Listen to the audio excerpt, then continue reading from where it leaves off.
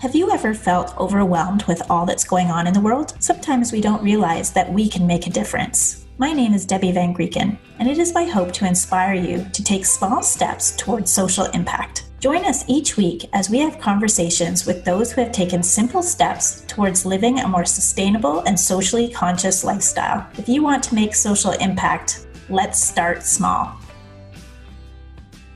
The Small Steps podcast is proudly sponsored by Moya Shea Products.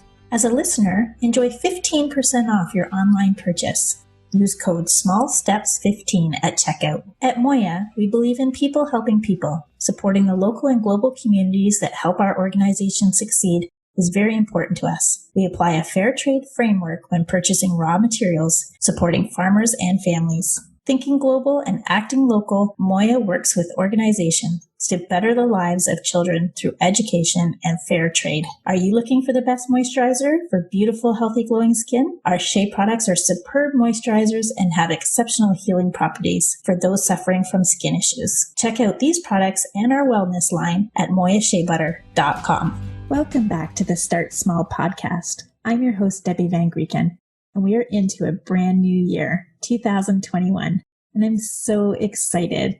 I am working on some great interviews to share with you this year, and I can't wait to get into it. But I want to share with you that on the last day of 2020, so December 31st at 8:01 p.m., we were blessed with our second grandchild, Noah Alexander Gray. So take that, 2020. We are so ready for 2021. I can't think of a better way to honor my grandchildren than to try to live a more sustainable, fair, and eco lifestyle. Today, I'm going to talk to you about some of the tips that I'm going to be implementing myself personally, and I hope that it will inspire you to join me in this new endeavor. Some of the tips are not necessarily new.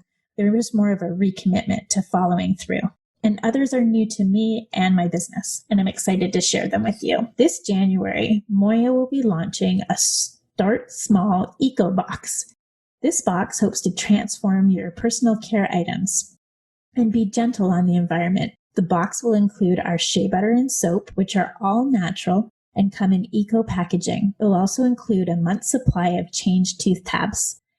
You might remember I interviewed the founders just a couple of weeks ago. If you haven't listened to that episode, go back and check it out. It's so great. It'll also include 12 reusable facial bamboo rounds, a Sissel soap saver, a loofah sponge, and a beautiful fair trade makeup bag that supports women who have been rescued from human trafficking. This box is so beautiful, and it's a great way to start with small changes that will add up to a big impact. A tree is planted with every purchase, and with the exception of the makeup bag, all of the items have been made in Canada. This is a way that we can live more sustainably, is to purchase things that are eco and made locally. A great habit to get into is looking at where your products are made and where they're sourced. How is the company offsetting their environmental footprint? If they're not telling you up front, you need to be asking. This past Christmas, I almost did it. I tried for everything to be locally made, or at least made in Canada. I accepted thrifted or handed down clothes and items as well. And I was so close. I had a very large family, and I'm actually kind of impressed at how well I did. Are you wondering where it went wrong? Okay, I'll tell you, but no judgment. I have a 1-year-old grandson, and I gave him a Star Wars suitcase that used to be his dad's as a little boy. I filled it with lots of thrifted clothes, and I could have stopped there. His parents would have been thrilled. But I got sucked into buying a baby Yoda doll, and now he carries it around everywhere, reminding me of my slip up. I also bought my boys a box set of pajamas and boxers. And even though it was really, nice and everything, it was not fair trade, and it was definitely not made locally. So I kind of regretted that one, but they did need them. So I let it go. But my point is that I'm not perfect, and I don't expect you to be, but we can really try our best to make small changes. So I'm really happy with the small businesses that I supported, and I know how much they appreciated it, because I know I do a little happy dance when an order comes in, so I'm sure they did too. especially this year with everything going on. We really need to support our small businesses. So what are the other things that I'm going to be carrying through to 2021? Well, one of the big things we're going to do this year is gardening. So we bought all of our kids for Christmas a tin with organic seeds for them to start their own garden. We had a little saying taped to the top that read, "Seeds are the new currency." It was a quote from the movie The Big Short. I highly recommend the movie if you haven't seen it. Brad Pitt's character delivers the line, and he's meant to seem a little bit odd, but very intelligent. And my kids saw the movie, and they think my husband's a lot like the character. So the gift was very well received. But I think giving the boys the tools to plant and grow their own food is amazing. We do a garden every year, and they've seen us do the garden. Okay. My husband does the garden. I'm going to be truthful here.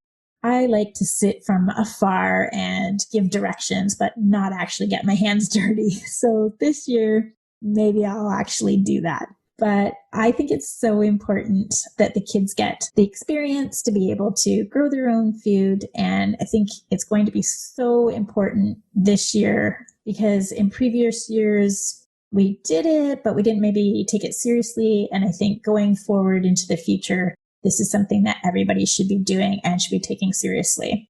And if you don't have a spot to grow a garden, you should be doing a community garden with other people in your neighborhood or reaching out to local farmers and getting food boxes from the local farms. So one of the other things we want to do along with gardening is to manage our food waste better. We're composting, but I'm embarrassed that there is a lot of food that I still find spoils and I have to compost it or throw it away. There's a simple thing that we can do to prevent this, and it only takes a few minutes a week. Dare I say it? Yep, it's meal planning. Planning out your meals, shopping for those items, prepping the meals, and sticking to the plan. That's the hard part. At the end of the day, when you're tired and you don't want to have to pull a meal together, it's easy to order in a pizza or grab something that's more convenient. And then by the time you have some energy, all of a sudden your lemons are dehydrated, your lettuce is brown, and there's a liquid coming from your veggie drawer that does not look good. I know you know what I mean. If you've ever cleaned out the back of your fridge and wondered how long that's been there, then you need to be meal planning too. I'm going to put some resources in the show notes to help us. And these will help give us some more ideas on sustainable meals, how to meal plan, how to organize our fridge and our pantries, and just make things a little bit more accessible so that we have a greater chance of making those meals and not letting the food go to waste. So speaking about food, I'll say it again, incorporating plant-based meals does so much for our environment and our health. So I'm not completely vegan. I really want to be, but I have struggled with that in the past. So right now I work at about 5 days a week being vegan, 2 days a week with some flexibility. And then I move it to 6 days and then I can do a month. And I've done this in the past and I seem to be able to go for several months with being vegan. And then I'll have a slip up. And then once I slip up, it's really easy to just keep slipping up. So that's one of the things I'm going to be managing and really trying hard for 2021 is to stick with really sustainable meals. I've found some great alternatives to meat, and my favorite is this veggie ball. So instead of spaghetti and meatballs, I guess it's spaghetti and veggie balls.